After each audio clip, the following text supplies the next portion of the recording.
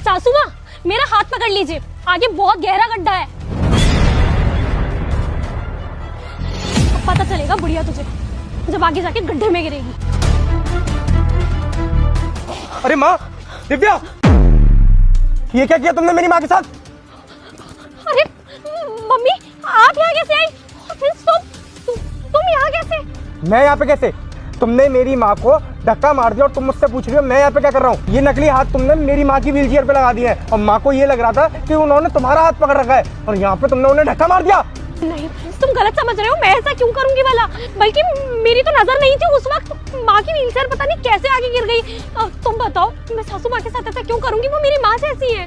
बेटा, तूने तो कहा था कि मेरा हाथ पकड़ लो, आगे बहुत गहरा गड्ढा है, पर तूने ये गुब्बारा लगा रखा था। नहीं, ये गुब्बारे तो यहाँ रास्ते में मिल रहे थे। तो हमारे घर के नीचे जो किराएदार के बच्चे रहते हैं ना, वो बहुत टाइम से मुझसे कह रहे थे कि आपने काफी टाइम से हमें कोई गिफ्ट नहीं दिया है आंटी, इसलिए मैं उनके लिए ये लेकर आई थी। तो मैंने यहाँ लगा दिए थे, जैसे कि हाथ में पकड़ के कहाँ घूमूंगी। और मैंने इनको मेरा हाथ पकड़ने के लिए कहा और इन्होंने शायद गलती से इस गुब्बारे को पकड़ लिया और इसीलिए ये मेरे हाथ से स्लिप होके चली गई। दिव्या, अपनी फालतू की बकवास ना बंद करो।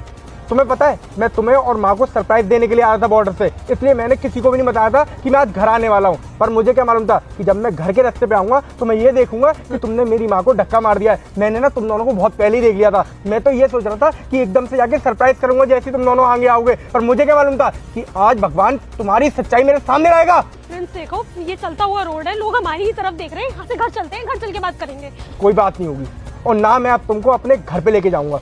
जो लड़की मेरी माँ को ऐसे ही बीच राह पे छोड़ के जाने की सोच रही थी, और छोड़ के जाने की क्या, तुमने तो इतनी बुरी तरह धक्का मारा था कि मेरी माँ अगर उस गड्ढे में गिर जाती ना तो उनकी मौत ही हो जाती।